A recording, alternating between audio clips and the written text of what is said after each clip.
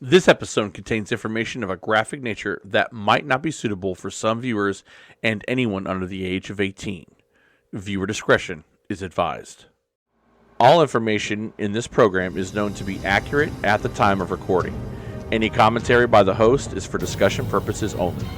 Anyone labeled a person of interest by the host or family has not been charged with a crime. All suspects charged with crimes related or unrelated to a case covered are innocent until proven guilty in a court of law. Opinions and views expressed by the host do not represent views of the families or sponsors of this program. 40% of homicide cases in the United States go unsolved each year. Many are not covered by mainstream media, and most of these cases go unnoticed by the general public. This is just but one of these stories. From Grim Media, I'm your host, Steve Stone, and this is the Grim Truth Podcast, Murdered and Missed. Hello, ladies and gentlemen. This is episode 32 of the Grim Truth Podcast, Justice for Eric Lane. I'm your host, Steve Stone. Before we begin, we're going to be discussing a heavy subject matter. We're going to be discussing about a killing. We're going to be showing some photographs. So I want to reiterate, viewer discretion is advised. Eric Lane was going again to a get-together on New Year's Eve, 2021. And he was taken from his family and his friends. And it was ruled self-defense. People throughout this investigation, throughout my interviews, throughout looking into this case, there is a strong consensus that this was anything but a justifiable shooting. The difference in this case, as opposed to, I guess, some that the one we've covered and ones we're going to cover, is we know that Eric was shot. We know that how many times Eric was shot, and we know who shot Eric. What we don't know, and what we're not sure about, well, what most people pretty much are convinced that this was in fact a murder and not justifiable homicide. And there is a lot that backs that up, which we will get to. But I want to talk about Eric as a person. Eric was not ashamed of who he was. Eric was Eric. He didn't hide from his past, but he lived a life that some might not agree with. But I can tell you, having talked to so many people about Eric, his family, his friends, Eric was a guy you could count on. Eric was a guy you could trust. Eric was a protector of sorts. He stood up for his friends. He was loyal. He protected the little guy, or the little woman in this case. And he wanted to make sure that his friends and family were safe. And I want to make something perfectly clear. On the night that Eric was shot, he did not have a weapon. He did not have a knife. He did not have a gun. It was just him and his fists. We are going to discuss, in this case, at length, we are going to discuss the events that took place on New Year's Eve 2021. We are going to discuss the people involved, the witnesses, and the events. And we are going to bring a light on what really happened the night Eric Lane was shot and killed. Before we get into all of that, I had many conversations, and we're going to hear one of these conversations about what happened, how people found out, and the beginning of this nightmare, which ended up killing Eric Lane. Take a listen. My daughter called me about 10:30 or 11 o'clock, somewhere in between there. She was really hysterical. I could barely understand her. And she was crying and everything that Eric had been shot and killed.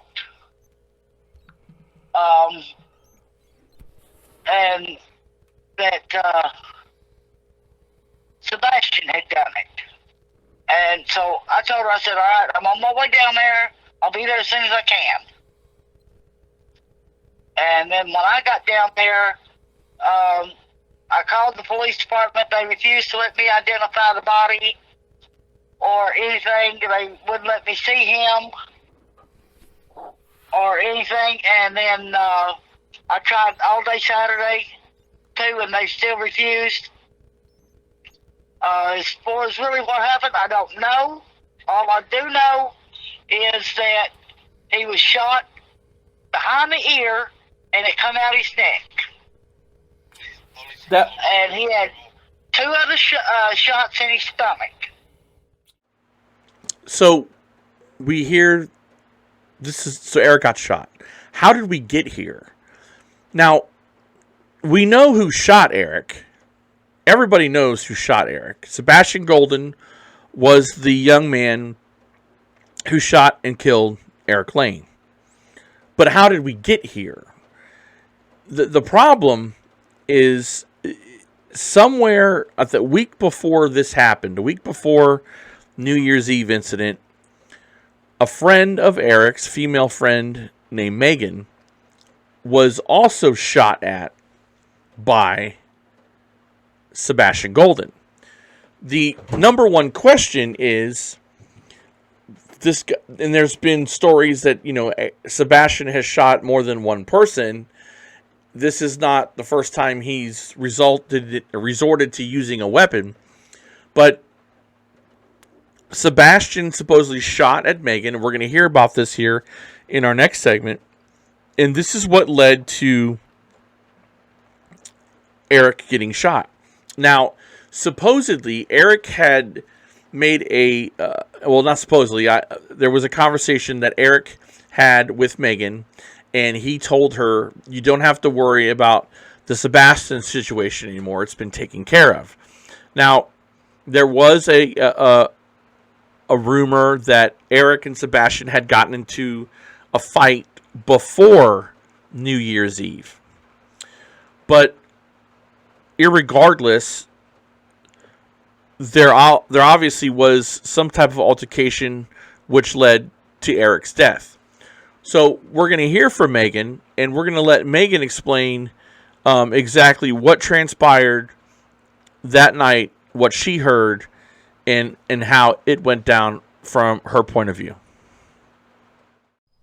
And he told me to take my time on getting ready, and I kept straightening my hair, and then finally I just said forget it and put it down. I was like, all right, I'm ready.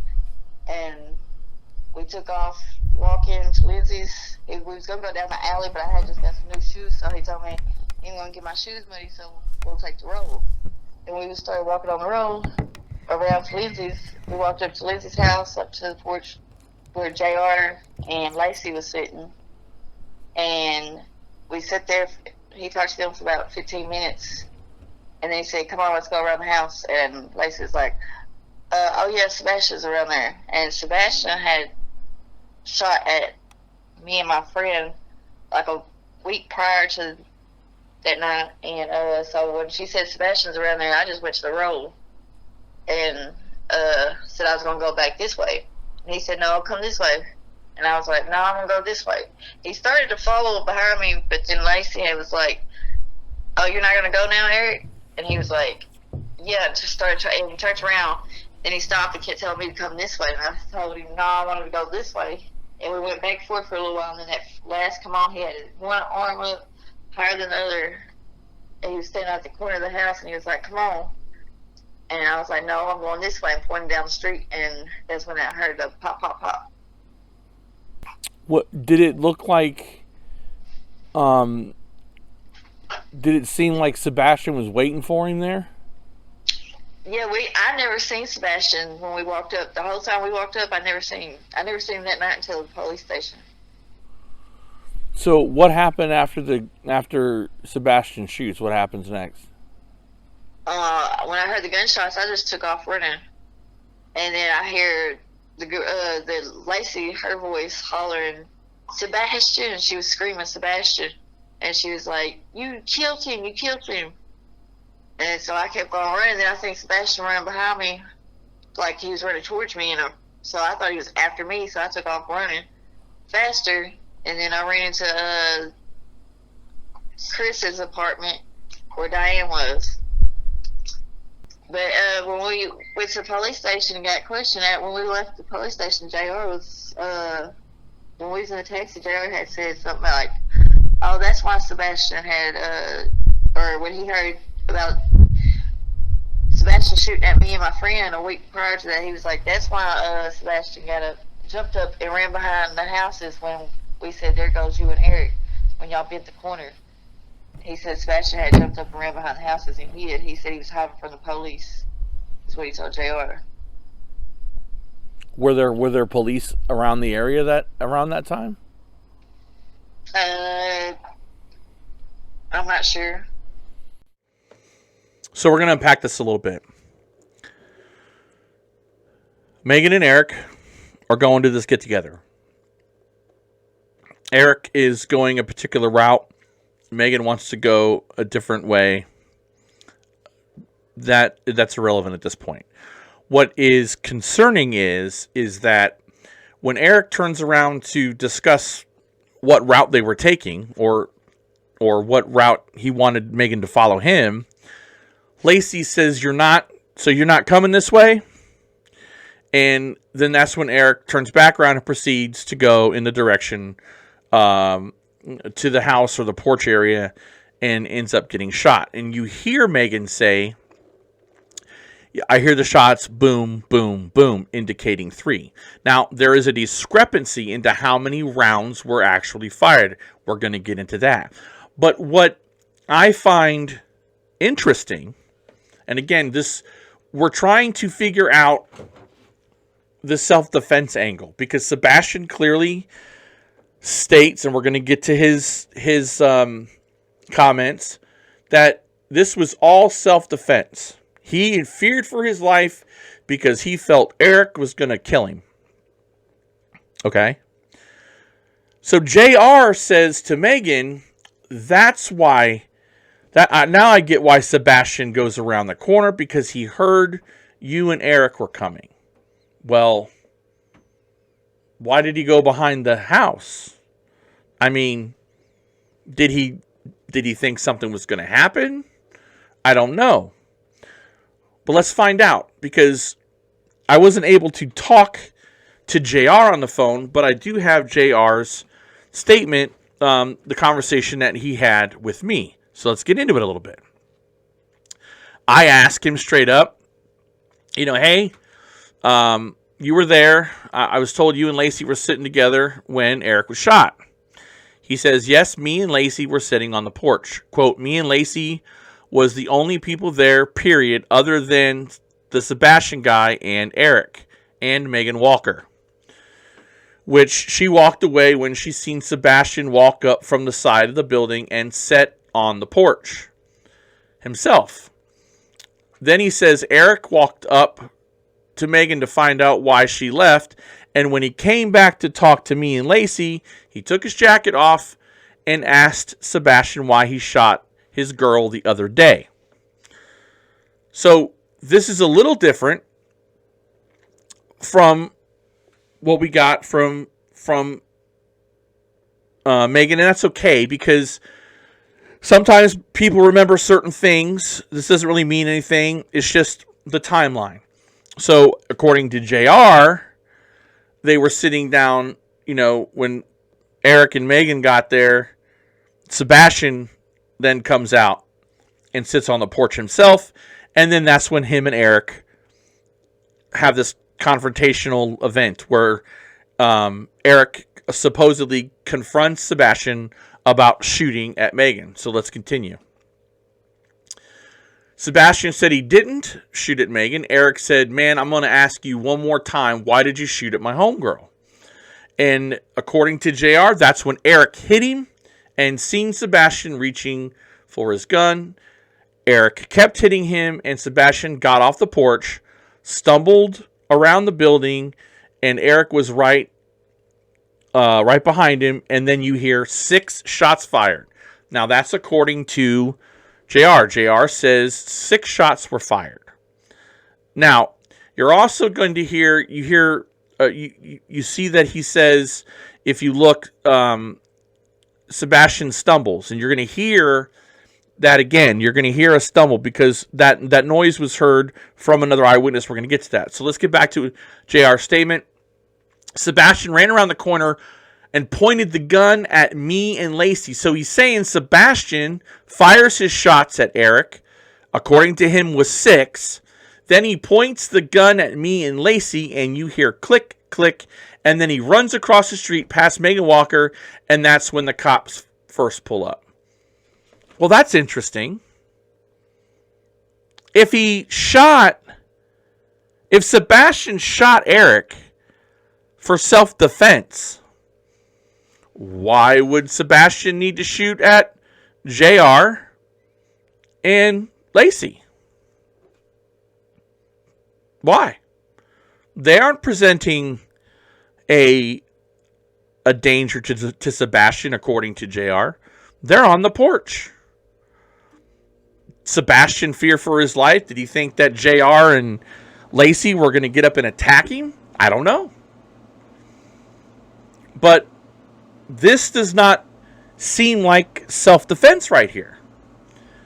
Now, Eric did not have weapons on him. I repeat, he had no weapons on him. We're going to get into that a little bit more. Let's go back. I just want to point that out to you once again. Sebastian claims self-defense. Eric is punching him, right? If you think about use of force matrix and the use of force, you're supposed to meet force with force, equal force. And so Sebastian is getting beat up, punched in the face, punched.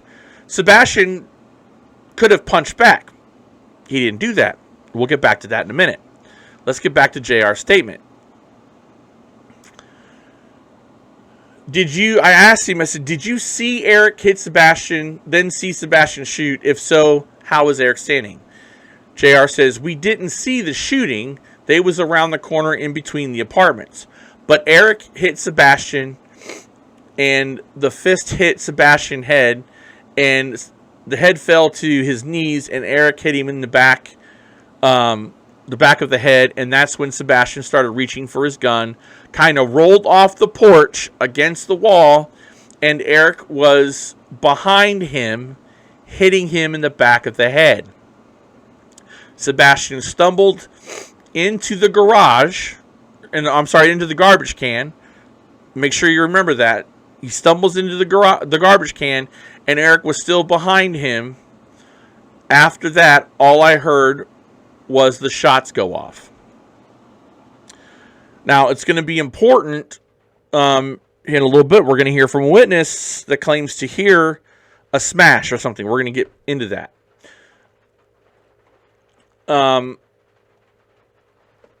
But the Sebastian guy is done, shot. Oh, hold on. I'm sorry. Let's go back to this one. He's talking about the garbage can. Eric was still behind him after all that, and he hears the shots go off, right? And then he starts telling me Sebastian has shot one person before and brags about it and totes a gun always everywhere he goes. And then I ask JR again, did you see? So you didn't see the actual fight? The fighting part, yeah, it happened. I saw, he saw it on the porch. And Sebastian got to his feet, leaned up against the wall, walked around the building. That's where the shooting happened. It looked as if Sebastian fell to the ground when they went around the corner, but not sure. It all happened so quick. When me and Lacey went to check on Eric, he was lying stiff as he could be, his head up toward the wall, and the tips of his fingers are in his pockets. Now, I don't understand that. We're going to get to that in a minute. The tips of his fingers were in his pockets as if he was trying to reach for something to get help. there is a story that Lacey asked for gloves. Now, I would interpret that as she was going to render first aid and try to help Eric. Well, that wasn't the case. Let's go back. She asked for gloves to check and see if he had anything to make it look, and he corrected this. Eric, she basically was looking to see if there was dope on Eric because she didn't want anybody to think that this was something to do with drugs. Eric had taken everything out of his pockets before he left Laura's apartment and put it in a backpack, is what he had been told. Now, I asked JR, she wanted to make it, I questioned him, like, she wanted to make it look drug related because that's what he initially said. And then he corrects himself, not make it look, I'm sorry, she didn't want it to look like it was a drug related thing to the public because she did not want the public say it was over drugs and then nothing else said about it. Lacey never touched Eric except she shook his shoulder, him, and hollered Eric, and then started screaming at Sebastian. And then JR says it wasn't self-defense. Sebastian knew what was coming when Eric took his jacket off. He knew Eric was going to confront him about shooting at Megan and Laura. So, again, I have questions. These are questions that I didn't have answers, which is why we have them here on the podcast. I understand that maybe Lacey was looking out for Eric and not wanting it to be, this shoved under the rug and make it look like it was a drug thing. I get that. But you asked for gloves.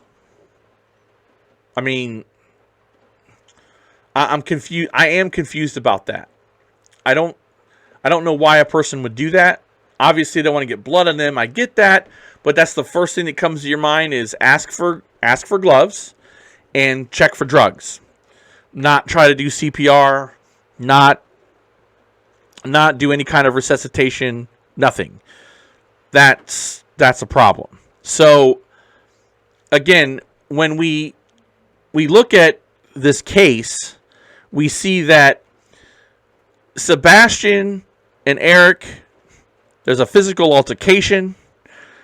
Eric, for all intents and purposes, showed no sign of having any weapons of any kind. This was a fist fight, and then it's escalated. The level of escalation is raised by Sebastian when Sebastian shoots Eric Lane. I want to direct you to the statement that JR makes in those text messages where he says, and then he points the gun at me and Lacey, and you hear click, click. So, this is why this is funny. Two things happen here. One, people say that Eric was shot 3 times. That's a fact we know. But obviously, Sebastian fired that gun more than 3 times. Because JR says he hears 6 shots. And then, according to JR, when the gun is pointed at he and Lacey, either the gun jams or he's out of ammo because it's click, click. It doesn't work. But again, why is he shooting? Why is he trying to point the gun and shoot at Lacey and JR? For what purpose? The only thing I can come up with is they're witnesses. Shoot the witnesses, right? And I mean, that's the only thing I can come up with. Folks, listen, I have been state certified in marksmanship and handguns, rifles, and you take out a gun for one purpose, to kill somebody. That's what it's for. It's not for wounding. It's not for any other purpose, but it's to eliminate a threat. It's not used to take out witnesses. It's not used to, this isn't the Wild West. It's used to shoot somebody. Was Eric a threat to Sebastian? He's punching him. He doesn't have a knife. I mean, you have to be really strong and have something wrong with you to get killed by someone punching you. this, again, doesn't equate to self-defense to me, and it definitely doesn't equate self-defense to me if Sebastian points a gun at two other people and shoots at them. So now we're going to go back and we're going to listen to the cab driver that were taking people to the party, and you're going to hear what she overheard during the process of taking people to this party, and what you're going to hear her say about what Sebastian's doing before Eric and Megan get there. So take a listen to this. Lacey called me for a cab for her and JR to go to Cosmo. And I told her I was on my way to Osceola, so it would be just a little bit, probably about 45 minutes. She said, oh, that'd be fine, no problem. When Lacey called me, I was just leaving Blytheville, like between Blytheville-Burdett exit, which is a 5-mile radius.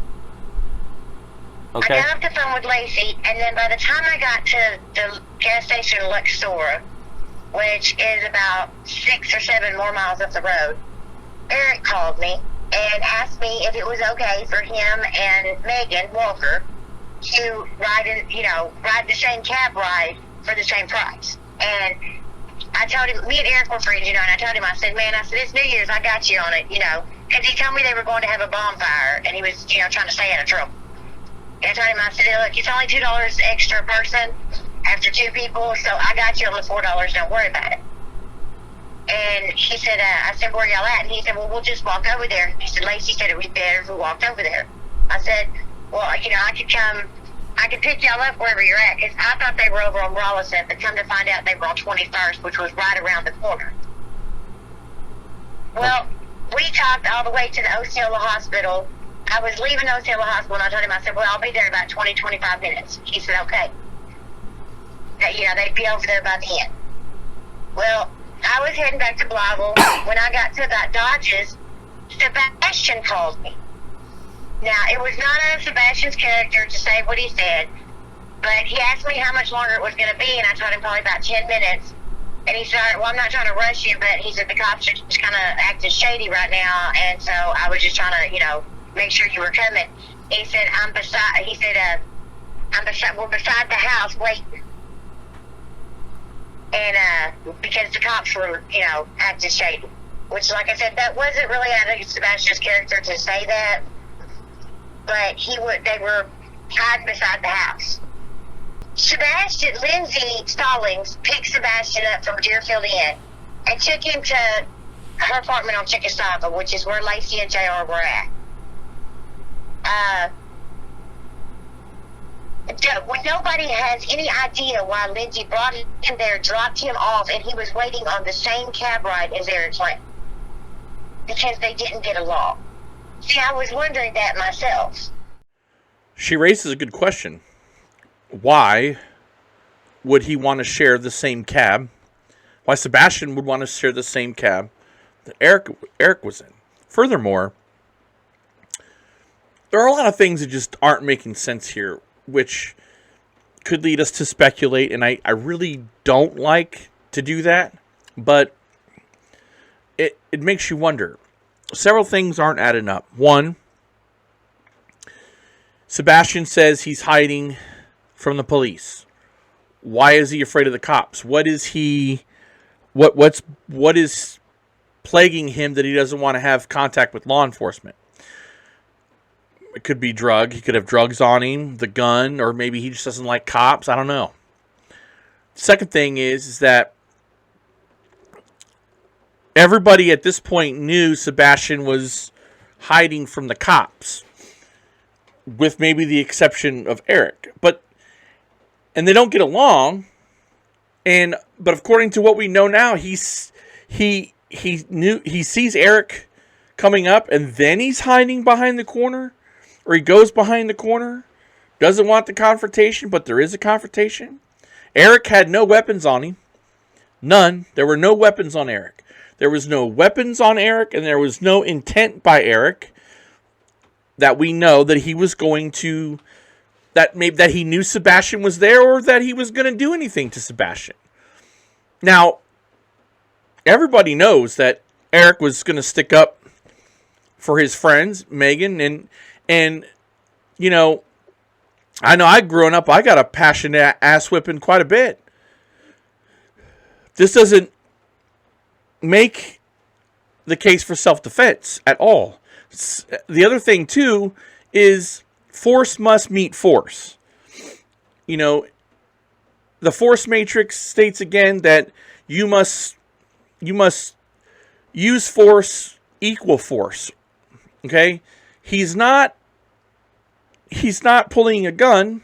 He's not a threat. He's punching you. Now, Eric, could Sebastian have run away from the fight? Did he have to engage Eric with a pistol? I think the answer to that question is yes.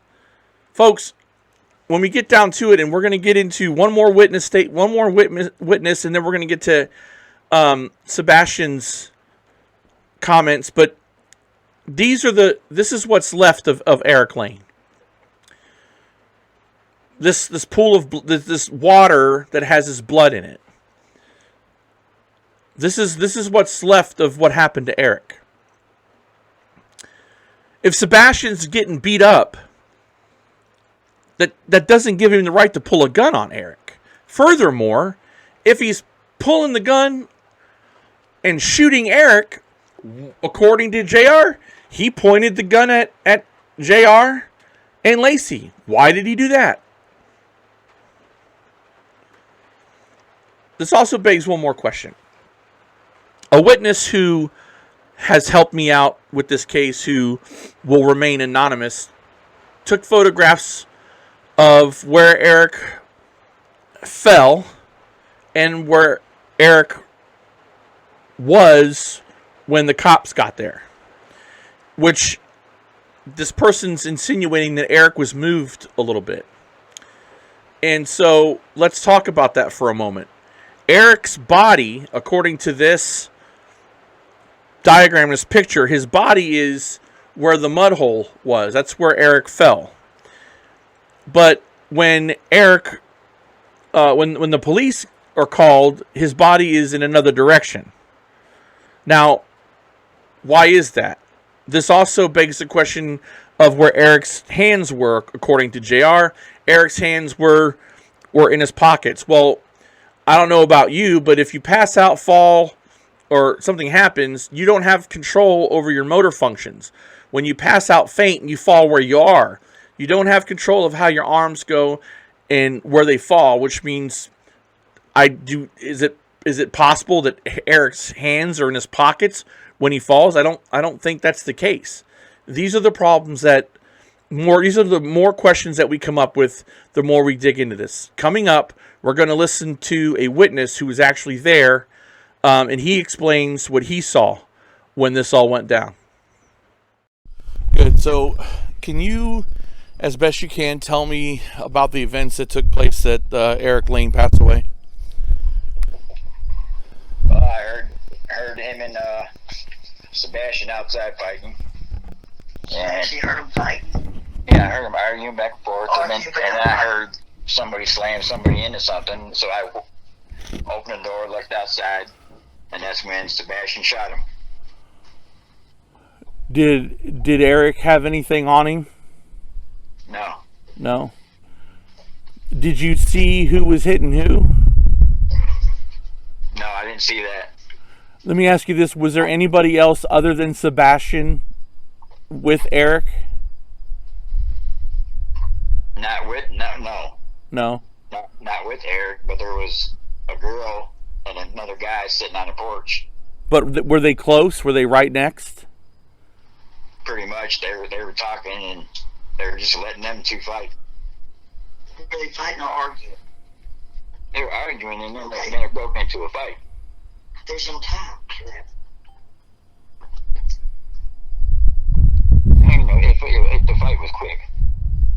It was probably, by the time I opened the door, it was over. So it had just been a matter of seconds, right? Right. Yeah.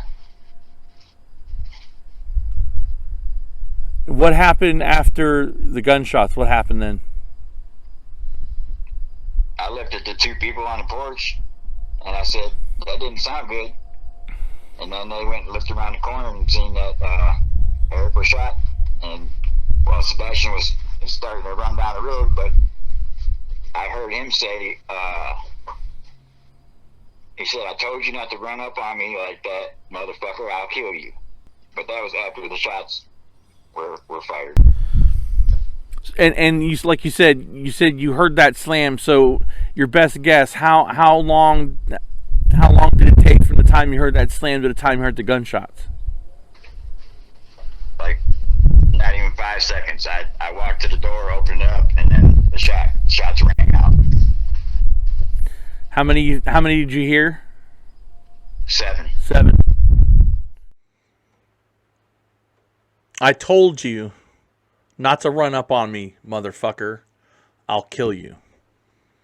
That's what the witness heard Sebastian say. I told you not to run up on me, motherfucker. I'll kill you. Sound like self-defense? No.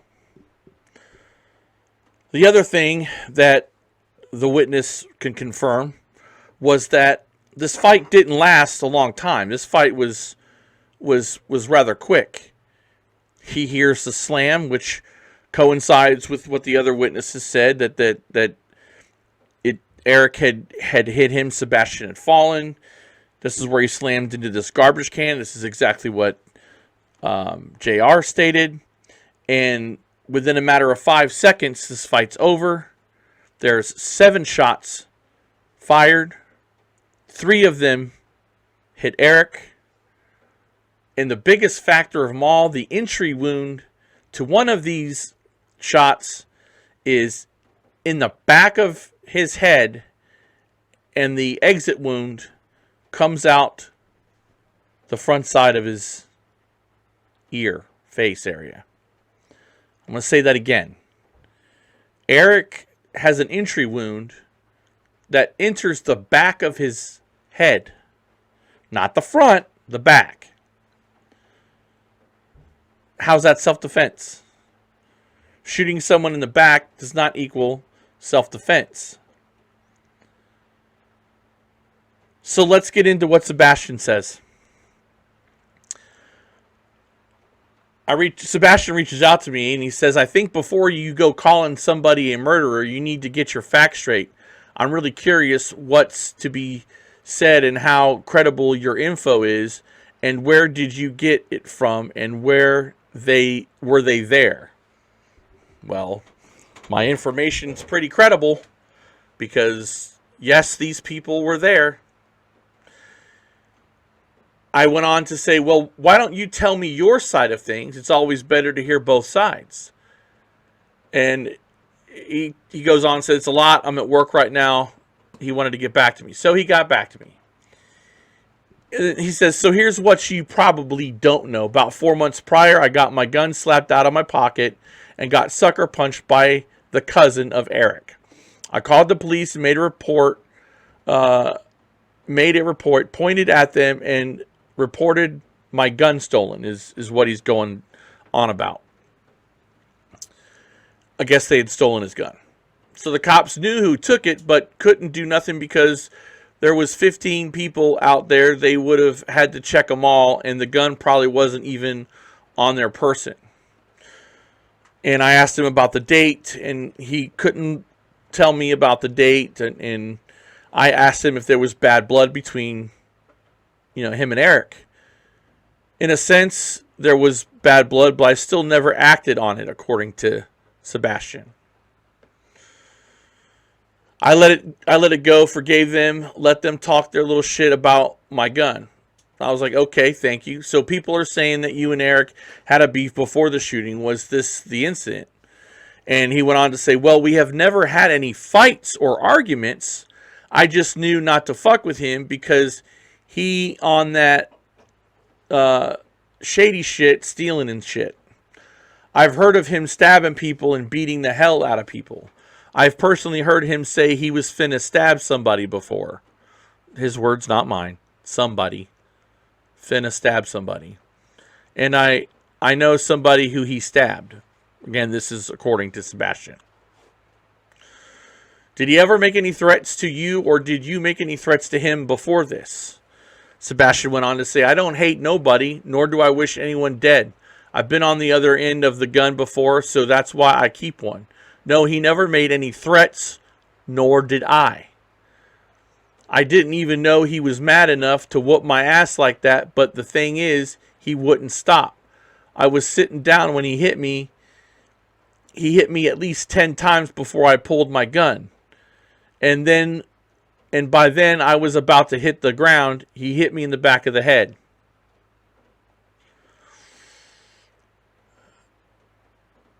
About 3 times before I pulled my gun and shot as fast as I could, not aiming at anything, just trying to stop the beating. And when I turned around, he was lying there lifeless. I ran 1 block away and called 911. I would expect anyone to do the same. And then he goes on to say, man, they so full of shit. They're good people, but they don't have no way to accept what happened and be okay with it. So I understand. I just don't let none of it bother me because I know the truth. I'll take a polygraph. I don't care. But they weren't even there, so what do they know? I tell my family now, if I was ever whooping on somebody to the point they had to shoot me, don't be sad. I could have changed my mind. It was my choice. It's almost like suicide by a cop, but I'm just a civilian with gun rights. They honestly slander me, the judge and the police department, because they lie and saying my dad was sleeping with the judge, and that's crazy. And that was the end of his statement to me. Now, what he's saying that Eric hit him in the head 10 times. I don't know how fast Eric was, but 5 seconds, if we're looking at the timeline, 5 seconds to hit someone 10 times before the shooting happens, Eric have to be pretty fast. Sebastian, again, said that Eric never made a direct threat to him. So, again, was there a fear? Was there fear? Did he fear for his life? It more or less sounds like he wanted the ass whipping to stop, and he would do it any way he could, but not. I don't see fear there. I can't link the two together. But there's more than just Sebastian's statement. There's a history with Sabastian. There's the accusation that he shot at Megan. There are the stories that he had shot someone else.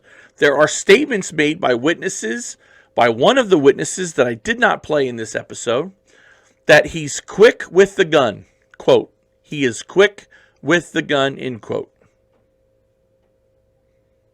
And then there's this situation where 2 witnesses say that when Sebastian was done shooting, he shot the gun 2 more times while pointing it at JR and Lacey. That's not me saying that. That's the witnesses saying that.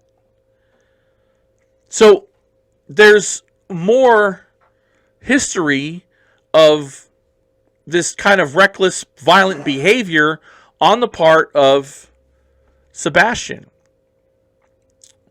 And then there's this, ladies and gentlemen.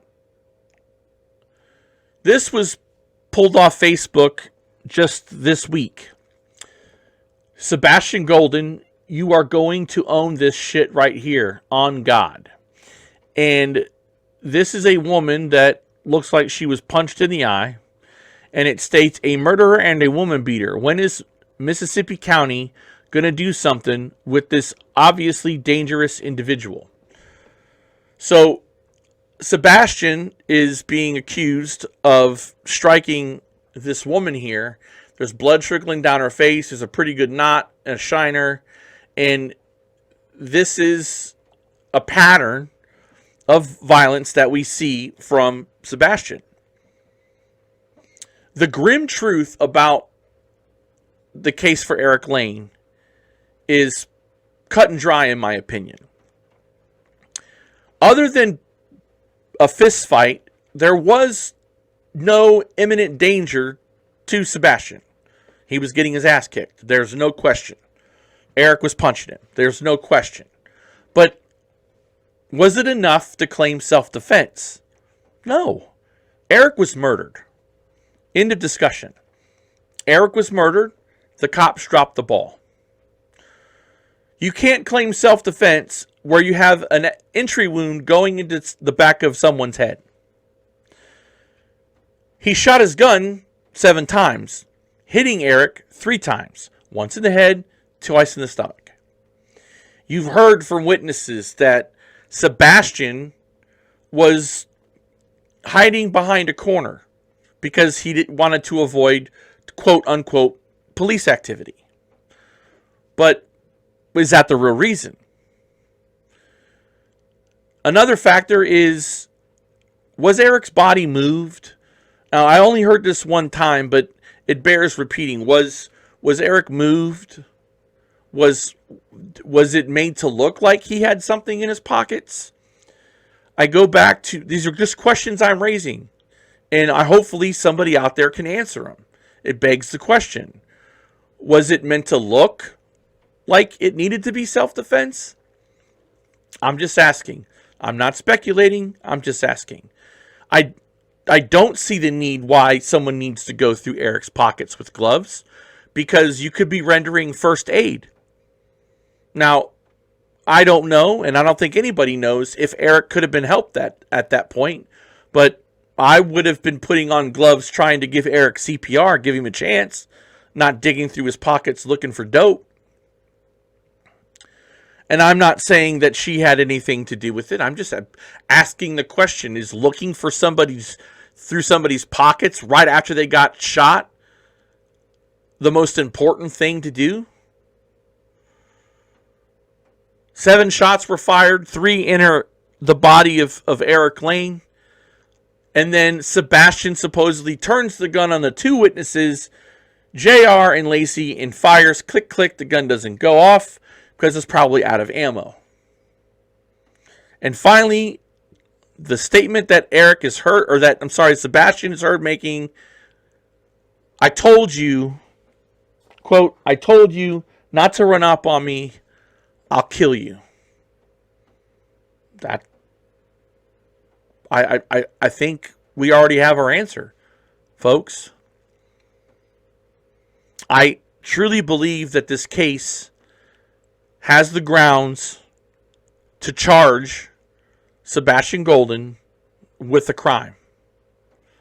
Whether it be manslaughter, voluntary manslaughter, murder, he should be charged. This is not self-defense at all.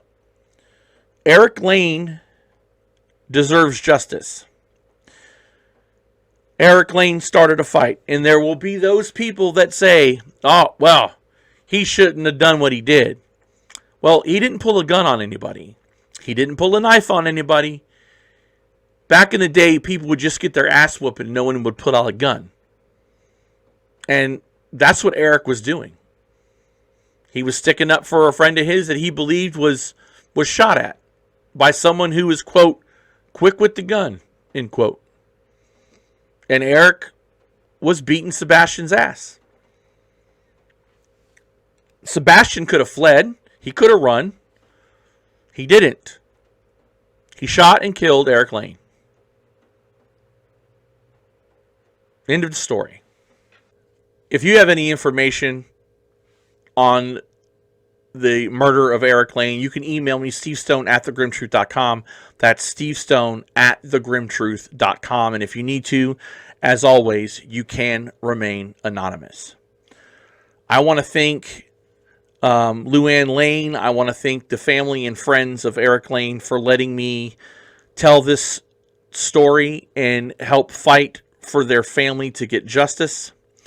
This is very important that we get this justice. It's very important that we get the authorities to look at this case, and it's very important that it happens as soon as possible.